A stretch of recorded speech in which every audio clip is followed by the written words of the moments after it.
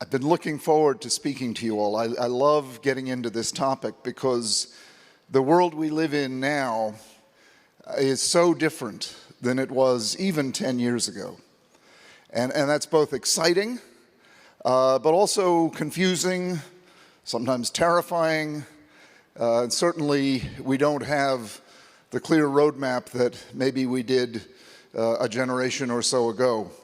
So I'd like to give you some tips today on how to manage modern life, and more specifically, how to manage your brain and the brains of the people around you to get the most out of the world today. I mean, the world is just teeming with opportunity, as much as it's teeming with danger, uncertainty, and all kinds of problems. There's also a chance for the individual and the organization to do more today than I would suggest than ever before in human history. And I'd like to give you some tips on how to do that, practical tips based on I'm now 66, so 35 years of working with people who are trying to master the elusive skill of focusing.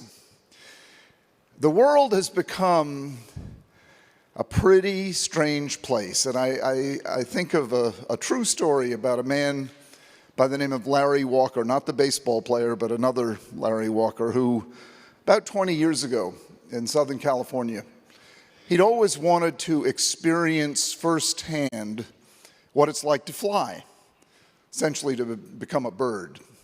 Well, since he couldn't actually become a bird, he devised an experiment in his mind. I'm not supposed to go over that white line.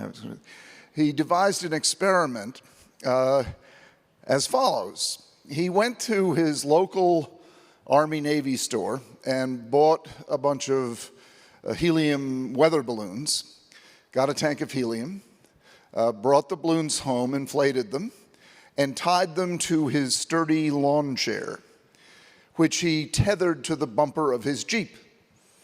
He then went inside and made himself a couple of sandwiches and got a 6-pack of beer and put them in a bag.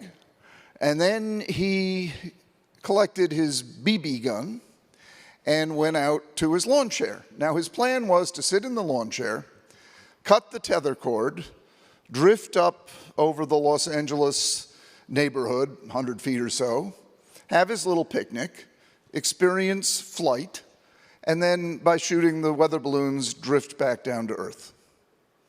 Sounds good, right? Well, sat in the lawn chair, cut the tether cord, and that's when all hell broke loose. He skyrocketed into the sky. He didn't drift up, he shot up. And he didn't level off at 100 feet. He didn't level off at 1,000 feet. He didn't level off at 10,000 feet. He leveled off at 14,000 feet. Now, it's cold and lonely up there. I imagine he polished off that 6-pack of beer pretty quickly.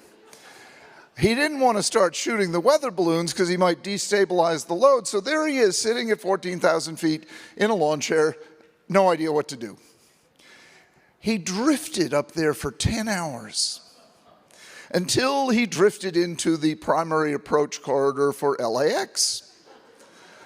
And it was a United pilot that first spotted Larry and radioed the control tower, I just passed a man in a lawn chair with a gun. Well, they somehow dispatched a helicopter and brought him back down to Earth, and he was promptly arrested for violating LAX airspace. And a reporter had heard about it, came to the scene and asked him, "Why in the world did you do that?" And Larry said, I love his response, "Well, a man can't just sit around." And that sort of embodies, I think, the conditions in which we live. We can't just sit around. And each day brings us new adventures. Sometimes we may feel as if we're at 14,000 feet in a lawn chair, confused, afraid, alone, not knowing what to do, and not knowing exactly where to look for help. And that is what I'd like to help you master. And you really can do it. Unlike some of the problems we face today, global warming, terrorism, famine, unlike disease, pestilence, what have you, this does not have to wait for governmental policies. This has to wait for personal policies, and that's your business. This is a problem that is absolutely masterable. This is a problem that is eminently solvable. The problem of the mind racing in 17 directions simultaneously, the problem of not having time to do what you've got to do, the problem of feeling frustrated, the problem of feeling like you're at 14,000 feet in a lawn chair. This is solvable. This is very solvable. And I think solving it begins with that statement.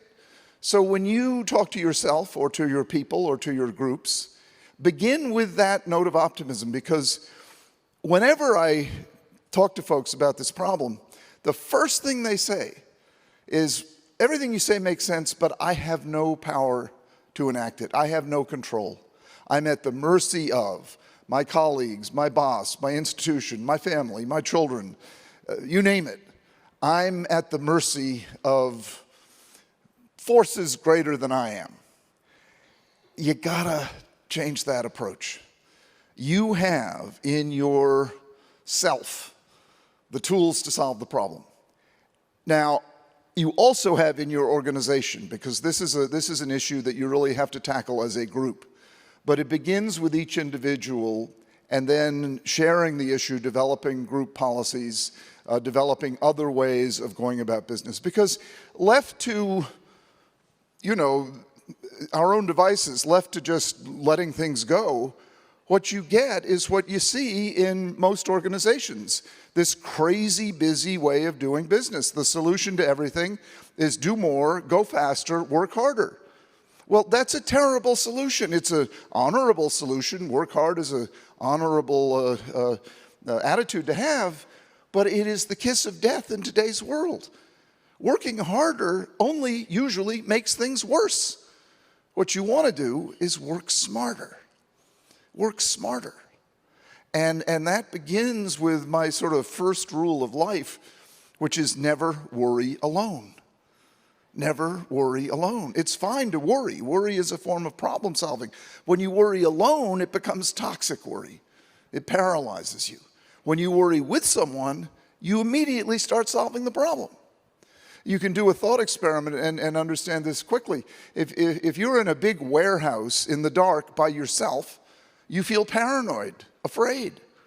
If you're in a big warehouse in the dark with someone, you laugh. I mean, it's just the fundamental fact of human existence that we do better in pairs, in couples, in groups than we do alone.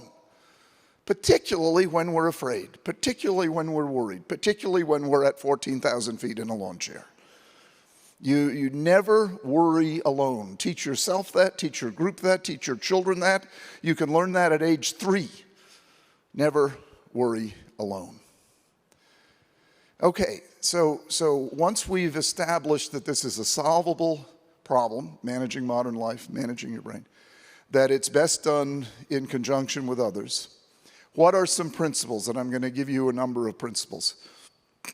It begins with taking physical care of your brain. Your brain is an organ. It's not a machine. It's a biological entity. It depends upon being taken care of. You can't just turn it on and have it run for your whole life, and then when you die, it shuts off.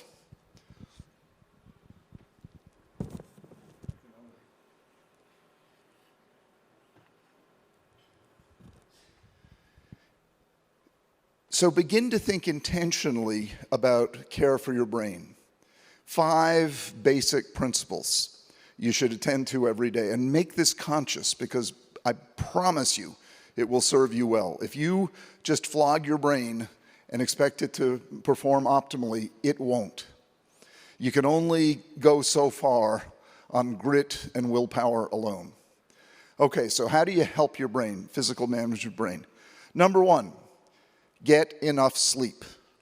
One of the consequences of having our electronic devices is we stay up, our children do it, we do it, way too late on our various electronic devices, thinking we're getting more work done. And what we're doing is we're penalizing our brain by not getting enough sleep. How much sleep do you need? That varies from person to person. There's a simple physiological test you can do to see how much sleep your brain needs. It is the amount of sleep it takes for you to wake up without an alarm clock, assuming you've had no alcohol the night before. Alcohol changes everything. But if you've had nothing to drink, how much sleep does it take for you to wake up without an alarm clock? Some lucky few, like my doctor friend in Boston, need only 4 hours. That's very unusual, very unusual. Some unlucky few need as much as 12 hours. Most of us are in the realm of 8 hours. Some 7, some 9, most of us 7 to 8 hours. Try to get that. You will be doing your brain a huge favor. The well-slept brain performs so much better than the brain that hasn't had enough sleep. You'll make up in increased productivity what you lose by getting that extra hour or so of sleep. So number one, get enough sleep. Number two, what you eat. Now, nutrition, if you want to really confuse yourself, go to Google and type in nutrition. You'll get 1 billion entries. There are more diets, supplements, nutritional recommendations than you could ever imagine. I, some years ago, just for the fun of it, took every supplement that I could find that had any rational basis to it. And what I discovered after 4 or 5 months, I didn't feel any different, but I did have the most expensive urine in Boston. You can make up your own mind about supplements. I won't go into that realm, but there are a few basic principles that really have proven to be correct. The closer you can get to vegan, the better. Now, I can't get there. I love cheese. I love my steaks, but the closer you can get to vegan, the better. Whole foods, not foods that come in packages and tubes. Try to eat whole foods. Try to have more fruits and vegetables than anything else. Try not to use carbohydrates as a form of medication, i.e. a big tub of peanut butter or ice cream at midnight, not a good idea. Try not to self-medicate with food. Try to eat a balanced diet and as close to vegan as you can get. Exercise. Physical exercise is probably the most beneficial thing you can do for your brain. My friend John Rady, co-author and colleague, wrote a marvelous book called Spark, The Revolutionary New Science of Exercise in the Brain.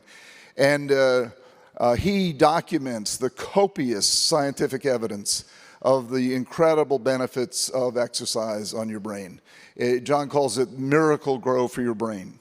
And you don't have to just be going to the gym, just walking up a flight of stairs. If you're getting sort of glassy-eyed at work, just stand up, run up and down stairs a few times, or do 25 push-ups, or run in place, or jumping jacks. Don't worry, when you start doing it, other people will do it too. It's a great way to sort of push the reset button on your brain. 3 minutes of exercise will completely change your brain chemistry. You'll go from feeling logy, sleepy, to back to being alert. Use exercise in the acute moment, in these small doses, and try to get to the gym if you can 2 or 3 times a week. It will pay you back many times over in terms of brain acuity, in terms of staving off degenerative brain conditions, in terms of just feelings of well-being, feelings of enthusiasm, feelings of zest, which you really want to preserve. So, sleep, nutrition, exercise. Number 4, meditation. I know you've heard about the benefits of meditation. You don't want to bother with it. Oh my goodness, try it. It's easy to do. There's a marvelous app called Calm, C-A-L-M, that you can download, and it'll walk you through with lovely music in the background. Meditation sessions, you can dial it up for 2 minutes, 5 minutes, 10 minutes, 15 minutes. You can put it on your iPhone, sit back in your chair at work, close your door, and get 5 minutes of meditation. it is just, it's like a quick burst of exercise. It's an absolute brain changer. It's an absolute performance enhancer. It really does deliver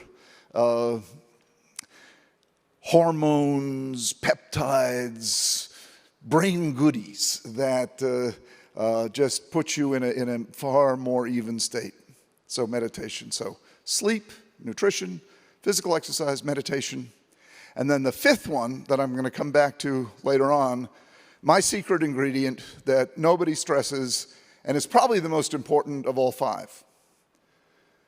The other vitamin C, vitamin connect. The feeling of connection. That feeling of connection is the most powerful drug we've got. And in today's world, it is tremendously jeopardized. Because as much as we've become super connected electronically, it's our defining achievement. When people look back, it'll be like, well, Gutenberg invented the printing press, and then in the year 2000, they went off the charts with electronics. Well, as much as we have surpassed anyone's wildest dreams in terms of what we can do with our electronics, as we've been connecting electronically, we've been disconnecting interpersonally. And people don't realize what a tremendous price you pay for that.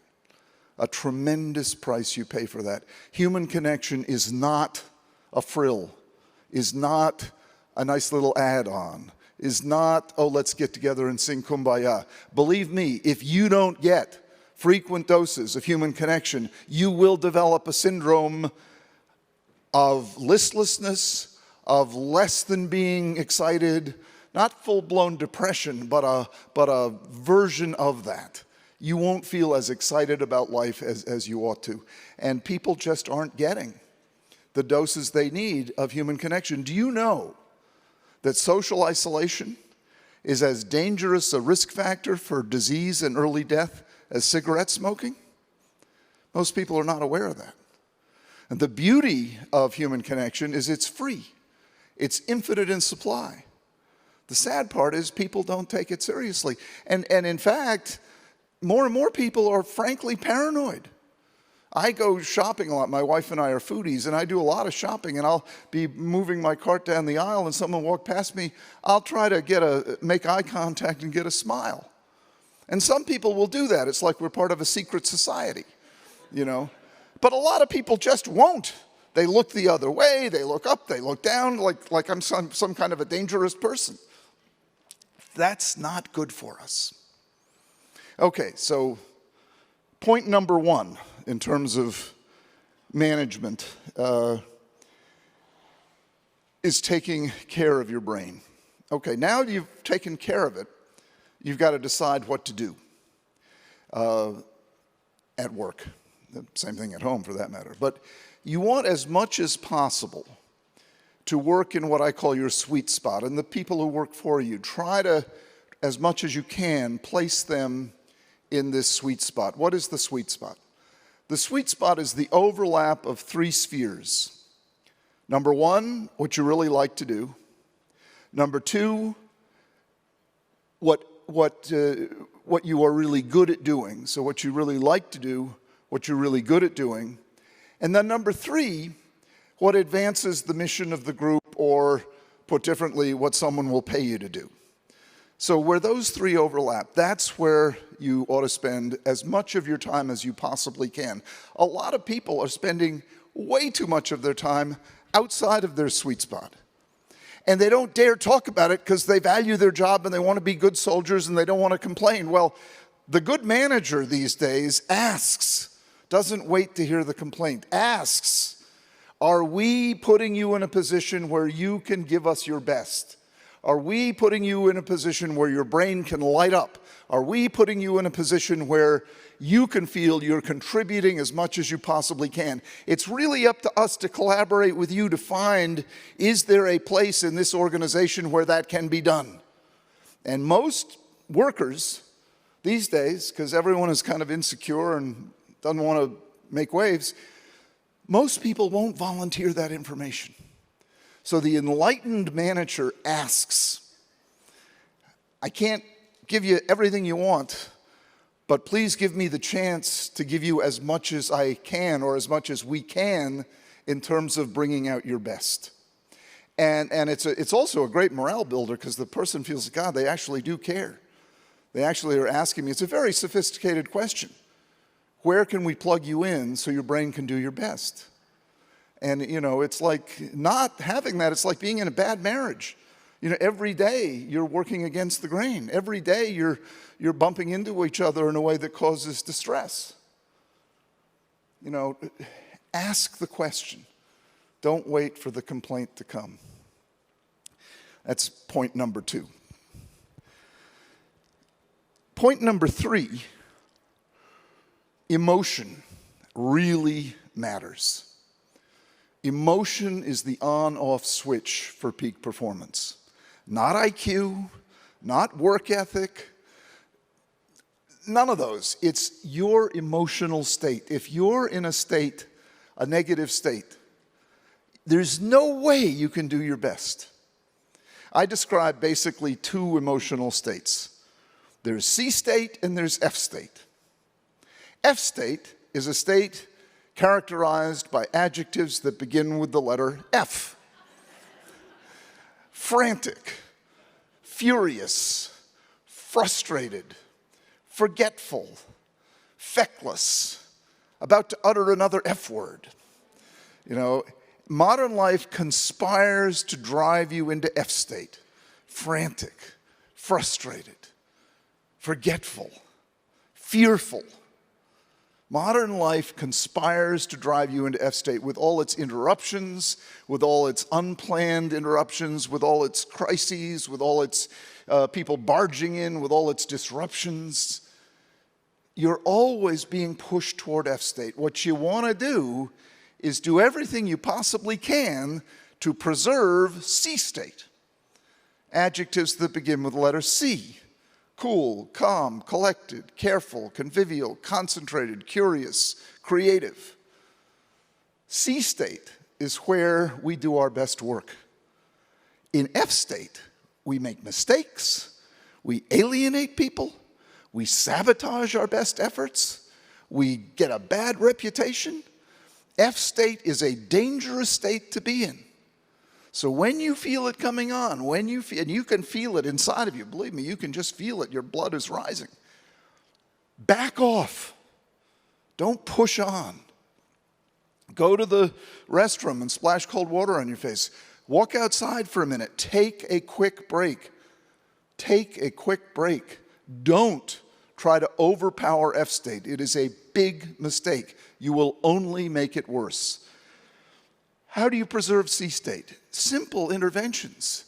Have on your desk photographs, or on your wall photographs of people and places you love. Sit back in your chair if you possibly can. Have a moment of meditation. Do a quick burst of exercise. I keep a joke book in my desk, so I open up and read some jokes. Humor is a marvelous tool to bring back C state. But the main thing is to identify it, recognize it, and actively oppose F state, because you'll get into a lot of trouble if you don't. Maybe the most important way, this is the next point, to preserve C state is to recreate boundaries.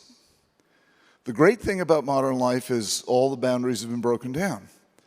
The terrible thing about modern life is all the boundaries have been broken down. I was talking to Tina before we started. She's getting the iPhone 7, and she said, you know, it doesn't have the input anymore, then that makes it waterproof. And I thought, oh my God, the one place where people can be and not be reachable is in the shower. And now that's gone, you know. So now you can be reached anywhere, anytime.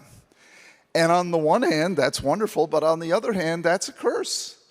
If you're too reachable, and I remember this way back when I was a medical intern and we wore beepers. And when I'd have that beeper on, even if it never went off, a part of me was being drained. A part of my brain was given to that beeper. So I was never fully relaxed. I was never at peace. I was never fully engaged in what I was doing because I knew I could be interrupted. even if I wasn't interrupted. It took me out of a fully engaged, focused, concentrated state. So beware. Beware when you allow the world to have full access to you. And managers never require people to be available 24/7. It is a terribly stupid thing to do. You may think, well, I need them. Well, no, you don't. If you want to get the best out of them, they've got to have time when they can't be reached. Tim Armstrong, I was talking about this before breakfast, the CEO of AOL, who was turning that company around. He engineered the sale to Verizon, and he's doing all kinds of amazingly innovative, cool stuff. I've gotten to know him. He has ADD, and he loves having ADD, as do I. Manage ADD right. It's a major asset in your life. It's like you've got a Ferrari engine for a brain with bicycle brakes. Once you strengthen those brakes, then you win races. Well, anyway, so Tim said, the major thing I did at AOL that has made the biggest difference is I mandated what he calls 10% think time. He mandated all his executives have to spend 10% of every week thinking. You think, well, gee, don't they do that anyway? No, they didn't do that anyway. So they have to be undisturbed, uninterrupted, no electronics, no meeting, no agenda, thinking. And at first they protested and they, went into like a nicotine fit because they didn't have their iPhone. But then they started producing work at a much higher quality level. He said, they used to burst into my office with these half-baked proposals that really weren't worth anything. Now they come in with well-thought-out proposals where they've clearly put a good deal of time and thought into it. We need to reclaim the ancient art of thinking. Just think about it. You ask someone, where do you do your best thinking? They rarely say at work. As I said, in the shower is the most common place. And then we've lost that. But thinking is difficult. It hurts. And that's why people avoid it. It hurts. You say, well, I'm on my computer doing my email. I'm working. Yeah, okay, you're working, but you're doing surface work. You're not doing important work. You're not grappling with something. You're not developing something. You're not dealing with something that has any heft or depth to it. Preserve time to think. Now, you can't think all day. Believe me, nobody can do that. Thinking is too hard. It's too painful. It's too frustrating. Really hard. You're opposing entropy. You're trying to wrest order out of chaos. That's what it's all about. That's what we do. It's hard. It's like opposing gravity. It's really difficult. So you don't think you can do it all day, but you can do it for more than 10 seconds.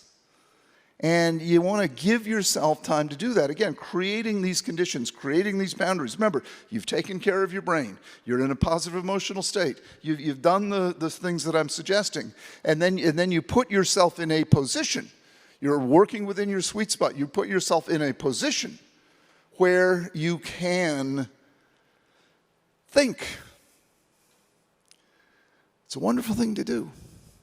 Modern life is going so fast, and we're peppered with so many data points. It makes thinking very difficult. It's very hard to go deep if you're going fast. And we're so in love with speed. You know what the most frequently changed part on an elevator is? It's the door close button. People get onto the elevator and start pounding door close, whether they're in a hurry or not, because we hate to wait. Door close, bum, bum, bum, bum, bum. When I'm shopping at Whole Foods, I'm in the checkout line. God forbid someone should pay with a check. Oh my God, I got to sit there and why can't you get a credit card? Come on, get with the program. And instead of thinking about something interesting, I'm just sitting there annoyed at this person who's paying with a check. Because why? I have to wait a minute more? Well, that's a toxic state. You can't wait, got to move. Move to where? Who knows? Just got to move. Got to go fast. Light changes to green, boom, I'm off. Can be early, doesn't matter, just can't wait. We've been conditioned like this global behavioral conditioning experiment to go fast, no matter what, fast, fast, fast. And at the same time, all these data points People come to me all the time, I think I have early Alzheimer's. No, you don't have early Alzheimer's. What you have is a severe case of modern life. You're asking yourself to process way more data points than the human brain is equipped to do. I mean, with all the tweets and the texts and the message, I mean, my goodness, is there ever a moment when your brain isn't receiving some input? Is there ever a moment when you're not processing some pretty inane message? All these bleeping messages. Where does the moment of thought, reflection, deep feeling? How do you have a deep relationship if you're going a mile a minute and you're constantly tweeting and Facebooking and IMing? I mean, you can't, is the answer. You can't. And so you get this massive superficialization of life. Massive. And it's not just cognitive, it's emotional too. Relationships that are skin deep. People who don't know each other at all. Working together. They don't know the first thing about the person they're working next to. And this is a tremendous waste. It's not just unpleasant. It leads to colossal loss of productivity. A colossal loss of our ability to improve, grow, and develop. But as I said at the beginning, this is eminently solvable just by changing a few habits. One of the most important habits, and this is the next point, that you need to change is what I call screen sucking. Screen sucking is the process that we've all experienced where you go on your screen, whatever screen it is, to quote-unquote check my email, and a half hour later you're still there. You're just glomped onto this screen. You're just sucking away on it and you have no idea of the passage of time.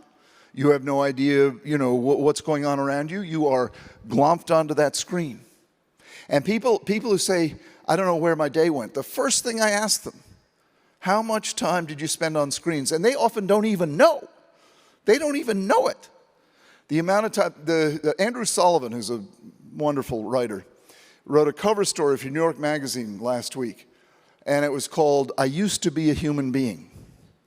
And it was about his struggle with screen addiction.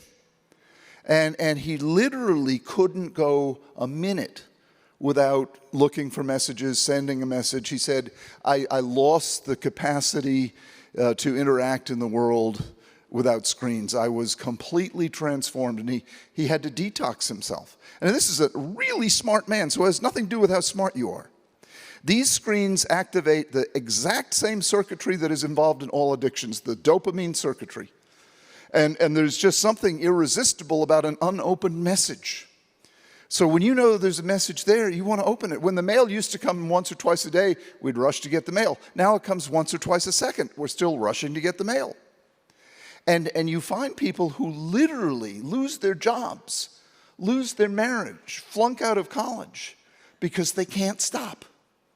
They can't stop.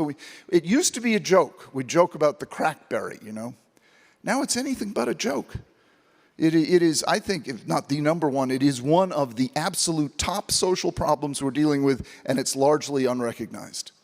Screen addiction, or if not full-blown addiction, at least severe habituation amongst our children, amongst ourselves, amongst our friends, where we just wonder, where have all the people gone? Well, they've gone to screens. Well, again, this is solvable. Now, the model for most addictions, treating most addictions, is abstinence. But you can't abstain from screens. They're essentially necessary for everyday life. The model is food. We've all, most of us anyway, have struggled to learn moderation when it comes to food. Well, now we need to learn moderation when it comes to screens. And some very practical, fairly obvious ways of doing that. Have screen-free zones in your day. Have certain hours reserved for no screens. Don't take your iPhone to bed with you. Don't have it When you go out for dinner, don't bring it with you, unless, you know, I'm on call sometimes as a doctor, I have to. So with obvious exceptions, build into your day, your week, screen-free zones. Try a screen-free weekend. You may rediscover intimacy. You may rediscover who knows what. You'll have a few moments of frustration at the beginning, but then you'll go into this beatific state. Oh my goodness. It's like when the ambient noise is turned off. Oh wow. Oh, how different the world looks. Again, you have it in your power to do this. You don't have to wait for governmental policy to change. At work, you need to help each other do it, because you can't be a lone ranger and just say, okay, I'm unavailable. You have to get permission from one another and sort of agree. Okay, in our organization, from 2 to 3 is a screen-free zone. Or Group A, 2 to 3, Group B, 3 to 4. You can find your own way, but you get the point. And not only are you doing it for your own sanity, you're doing it to increase productivity. Productivity will go up when you're not wasting time screen sucking. I never forget, a CEO of an investment bank in New York brought me in, and we talked about this, and she emailed, she said, you know, after you left, I put my laptop that had been front and center on my desk on a table behind me. So to send an email or go online, I had to swivel in my chair. I didn't have to get up, but I did have to swivel. She said, just that cut my screen sucking way down, because in that millisecond it would take to swivel, I had time to stop myself. I had time to put on my brakes. When it was front and center on my desk, it was like a jar of M&Ms. I'd just reach for it absently. Whenever I was frustrated, I'd just feed myself with screen. When it was behind me, I could make the decision. The message is, again, to take back control that you've given away without meaning to. Take back control that you've given away without meaning to. Manage your devices so they don't manage you. It's sad to see people allowing their devices to manage them. Children, adults, friends, a slave to whenever that little thing goes off. Now, believe me, I'm not a Luddite saying let's get rid of them. They're incredible. They're wonderful. Absolutely fantastic. Beware of screen sucking. Recreate boundaries. Beware of the sort of behavioral equivalent, which is overcommitment. Today's world, again, so wonderful because you can do so much. But the curse is you can do so much. Beware of overcommitting. I wrote a paper for the Harvard Business Review called Overloaded Circuits, Why Smart People Underperform. And this is the chief reason. They overcommit. Their default position is set to yes. Set your default position to let me think about it. People will respect that. They'll be glad of that. Beware of saying yes to too many projects.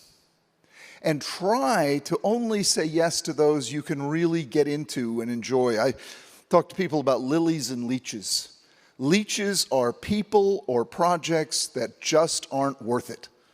They may be worthwhile projects, they may have a lot of merit to them, but as far as you're concerned, they're just a drain. People or projects that are just a drain. Get rid of them if you possibly can. Now, if your mother is a leech, you can't exactly get rid of her, but you can build some boundaries around her.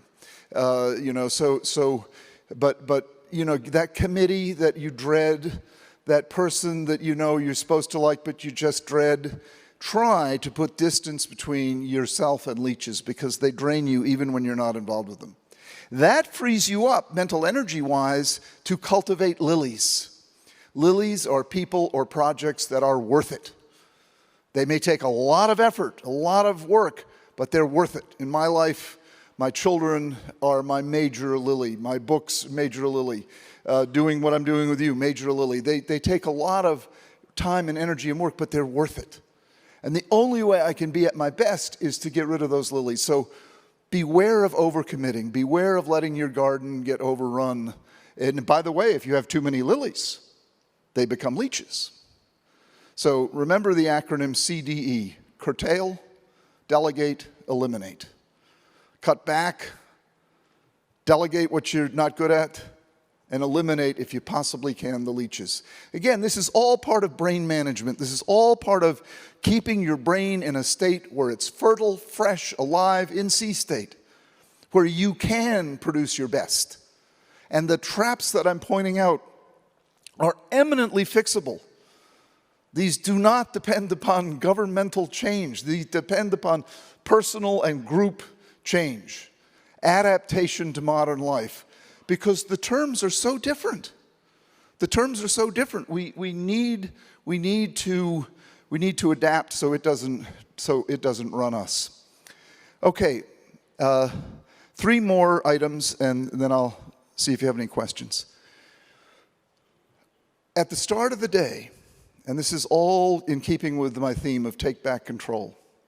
At the start of the day, I do it in the shower, do it wherever you want to do it.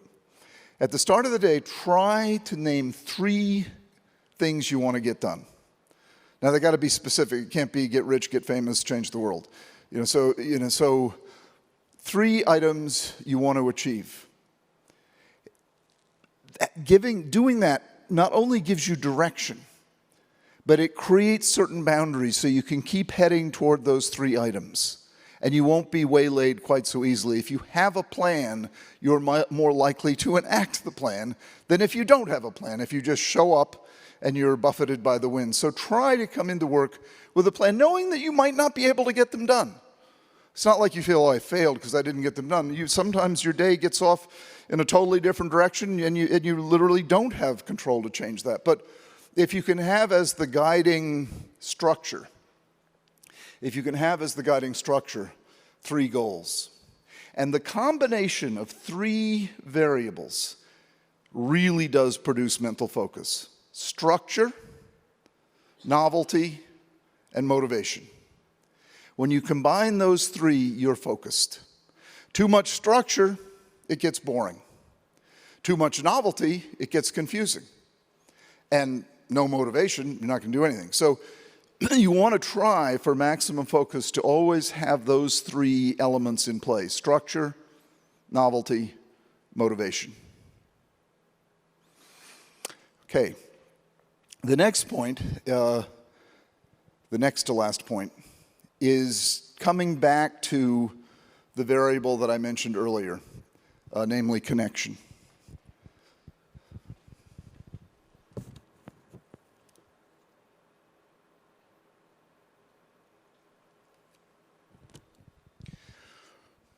As I said before, connection is the most powerful drug we've got. It's the most powerful force in all of life for pretty much everything that's good.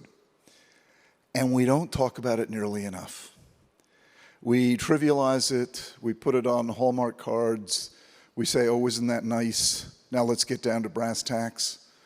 There's no tack more brassy than human connection. There is no force in the world that drives more positive than love. And connection is simply a somewhat attenuated version of love. You can't go to work and love everybody, but you can connect with everybody. You can get to know people as more than just names and faces and job descriptions. You can get to know, do you have a dog? You can get to know what's up in your life. You can get to know a little bit. And believe me, when you do that, when you know a little bit about another person, you're going to feel totally different. There's a kind of anonymity in so many workplaces these days where, yes, you know the mission statement, you know the job description, you know the name, but you feel unknown. You walk into work with your public self, and you feel inside, nobody really knows me here. Nobody really cares about me here. That's terrible. That's the vitamin connect deficiency that, again, is so solvable. So solvable. I worked about 15 years ago with the Harvard Chemistry Department, one of the preeminent chemistry departments in the world. They have 5 Nobel Prize winners on the faculty in chemistry, organic chemistry. And they brought me in because their most gifted graduate student had committed suicide. And he'd left a note explicitly blaming Harvard explicitly blaming the culture of the chemistry department for his suicide. He said there was no permission to connect.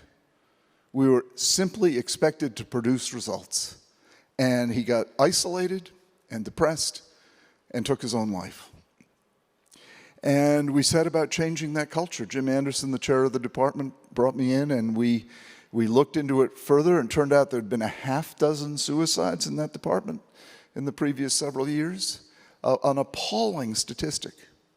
And the more we looked, the more we found just this horrible culture of alienation, isolation, paranoia, depression.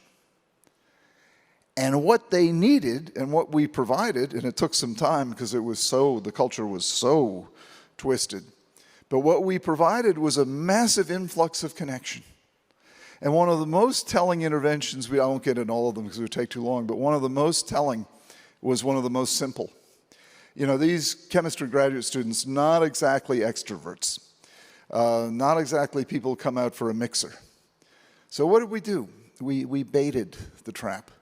We took the department library that used to have signs, no food or drink allowed, and we catered these lavish buffets from the best restaurants in Cambridge.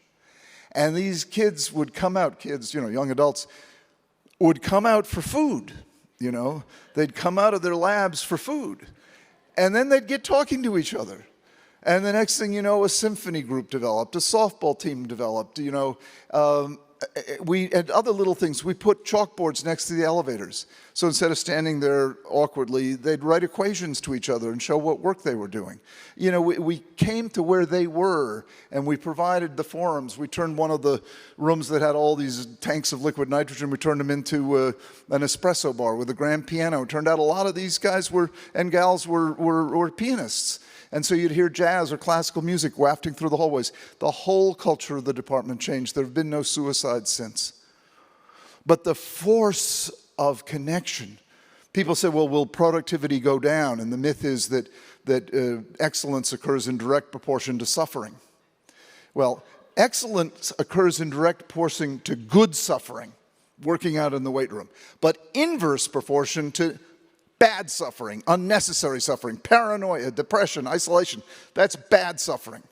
And excellence occurs in inverse proportion to that.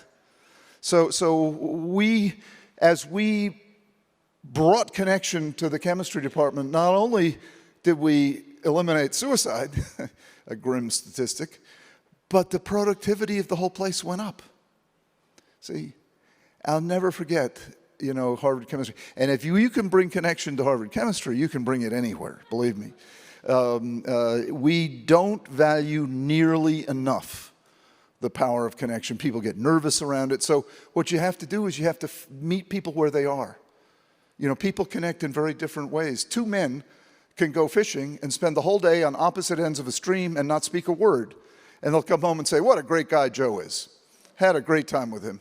Two women would never do that, So people connect in different ways, so it doesn't mean you have to be talkative or you have to be extroverted. You as a manager just need to create the conditions that allow people to connect. Because I promise you this, every single one of us wants to connect if we can do it in a way that's within our comfort zone.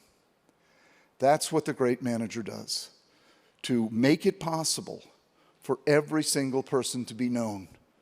To make it possible for every single person to be real, for every single person not to be in hiding. That's what the great manager does. And when you do that, it's not just a nice thing.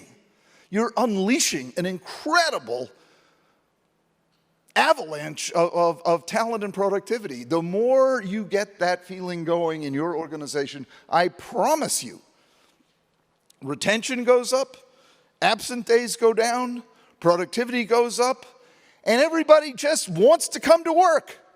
And it is directly related to the feeling of connection in the group. And that is a variable that we can control. We can't control IQ, we can't control family background, we can't control the economy, but we sure as heck can do our best to create the most robustly variegated culture of connection that's possible. And it takes daily effort, daily tending, daily flossing, if you will. Okay, the final element, and then I'll stop for questions, is sort of the culmination of all of these forces, from physical care of your brain, to working in your sweet spot, to creating boundaries, to avoiding screen sucking, to having structure, to creating a connected environment. When you do all the things that I've mentioned, what you'll find happening is people play. Now, what do I mean by play? Play is a misunderstood word. What I mean by play is not what most people mean. I don't mean what you do at recess. I don't mean sort of wasting time. I mean quite the opposite. In my vocabulary, play is the most advanced state the human mind can enter. Play is imaginative engagement with what you're doing. You are at play when your imagination lights up. The opposite of play is doing exactly what you're told. Robotic behavior. Unfortunately, a lot of educational systems are geared toward that, and a lot of organizations are geared toward that. Do what I tell you to do and shut up. That's like just crippling the human mind. On the other hand, at play, you are invested, you are engaged, your imagination lights up. How do you instigate play? Best thing to do is just ask an open-ended question. What could we do better? Where does the circle begin and end? What's beyond infinity? Why are we here today? What change could we make? Open-ended questions instigate play. And once the person feels recognized and that you actually care what he or she has to say, they will jump in. They will jump in with their suggestions, with their ideas. They're playing. If you can have an organization at play, you have reached the best. Now, you can't do it all day. There are times when you have to do what you're told. There are times when you have to do grunt work. There are times when you're going to be doing stuff you don't like to do. I acknowledge all of that. I acknowledge all of that. But don't give me the lame line that we don't want people here playing. There's serious work to be done. There is no more serious work than play. Every great advance in human civilization has come from somebody stumbling upon something that they never thought they'd find, popping into their mind. And in order for that to happen, you have to be at a state of play. It won't happen if you're in a state of fear or anxiety or depression. These moments that pop, these moments that just happen, that's what comes when you create a culture and an environment that facilitates play. So redefine play in your mind. Think of it not as what you do when all the work is done. Think about it as what you do when you're working at your very best. When my writing is going well, I am at serious play. And what you all are helping people do in learning whatever it might happen to be, is basically bringing them to the brink of play and then letting them jump in. I love what you all do. I've learned just by talking with you at breakfast. I love what you're doing. I really, you're sort of the midwives of peak performance. You're sort of the facilitators of innovation and growth, and it's just getting a taste of what you do. It's really very inspiring. I hope my suggestions about management of your brain and others' brains, of modern life, of how to deal with this world that we've created, this exciting, scary, amazing world. I hope they've been helpful to you, and I'd love to hear from you. If any of you want to send me an email, it's drhallowell@gmail.com. I love hearing from audiences, and just drhallowell@gmail.com. I hope you will take seriously these ideas of connection and play, these ideas of taking control so you don't feel controlled, these ideas of finding your sweet spot and asking people, how can we get the best out of you?